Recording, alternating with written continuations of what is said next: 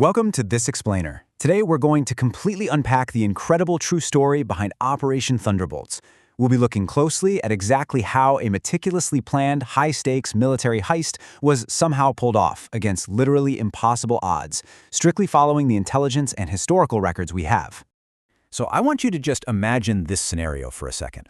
How do you rescue over 100 hostages locked up in a hostile fortress, 4,000 kilometers away, with only hours left on the clock?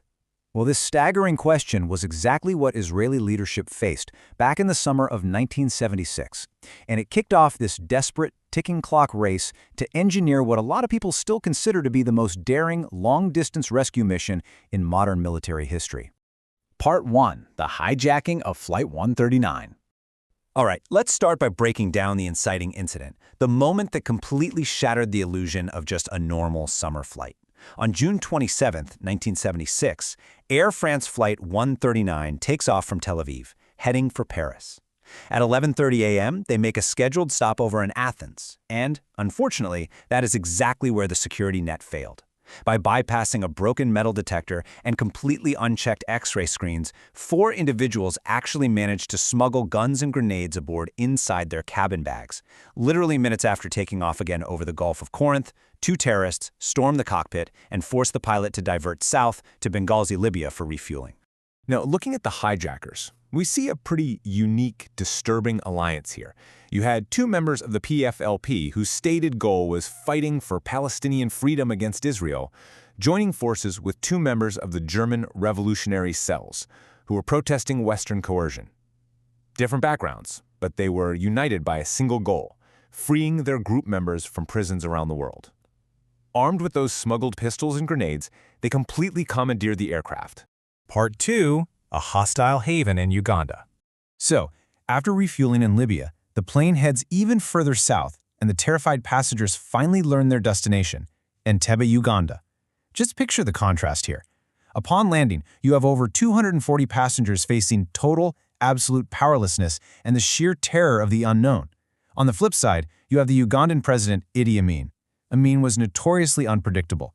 He heavily armed his airport with Ugandan soldiers, and he had a very clear anti-Israel stance.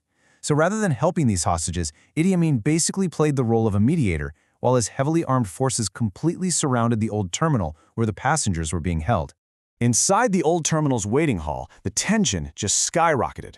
The hijackers took everybody's passports and started reading out names. And then they terrifyingly divided the passengers into 2 distinct groups. The Jewish and Israeli hostages were sent to a completely separate hall, totally isolated from the non-Israeli passengers.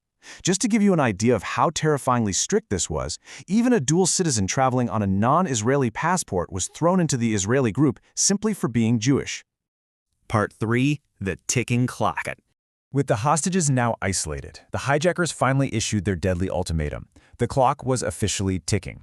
They demanded the release of 53 imprisoned group members, 40 of whom were actually held in Israel, plus a payment of $5 million. And the threat was clear. If their terms weren't met by their initial deadline of July 1st, they promised to kill all the hostages.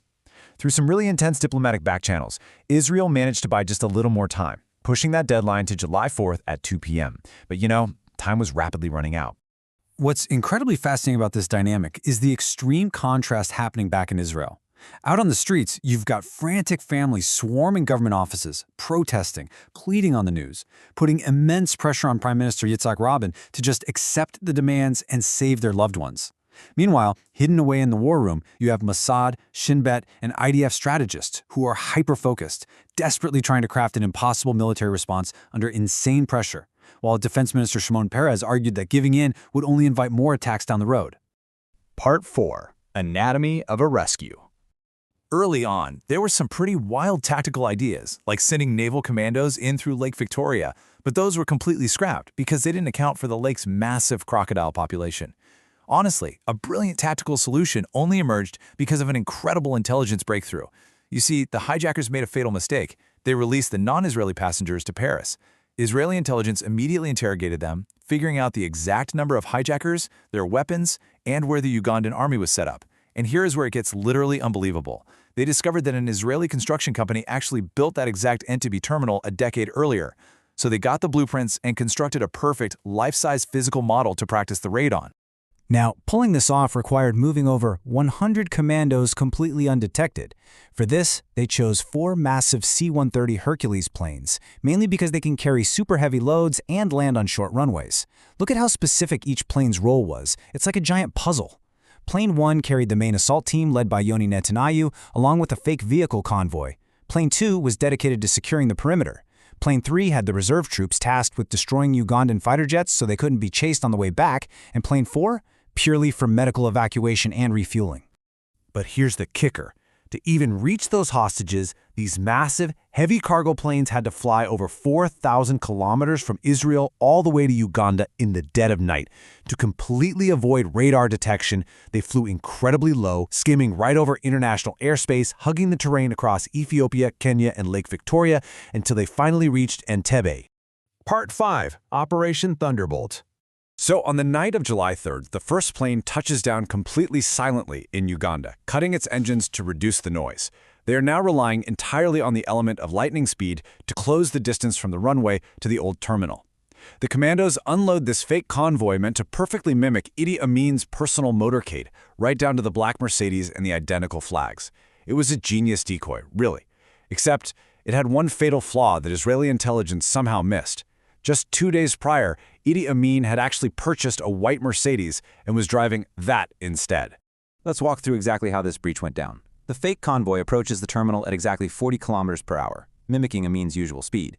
But because of that black Mercedes, suspicious Ugandan guards order them to halt. An Israeli commando quickly shoots a guard with a silenced weapon, but then a commando in the trailing Land Rover fires an unsuppressed shot. That loud bang blew their cover entirely.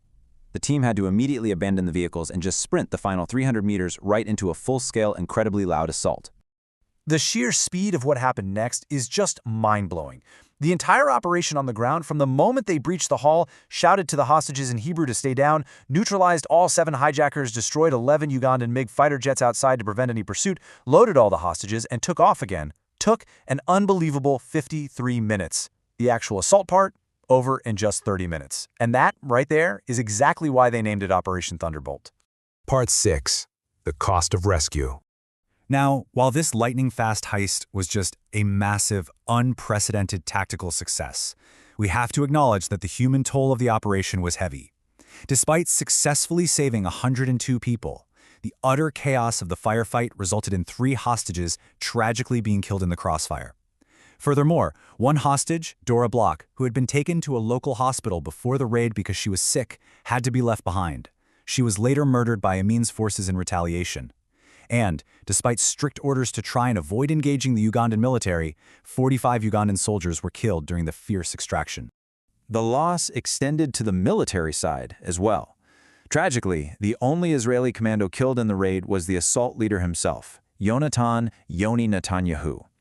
As his team was sprinting toward the terminal, a Ugandan soldier fired from the old control tower, fatally wounding Yoni right as they initiated the breach. The mission pressed on without him, but obviously his loss was deeply, deeply felt. Yoni's ultimate sacrifice turned him into a national hero in Israel, and the mission was even unofficially renamed Operation Yonatan in his honor. It also catapulted his brother, Benjamin Netanyahu, straight into the political spotlight, eventually leading him to become prime minister. Ultimately, Operation Thunderbolt remains an absolute masterclass in military audacity, deep intelligence, and raw speed.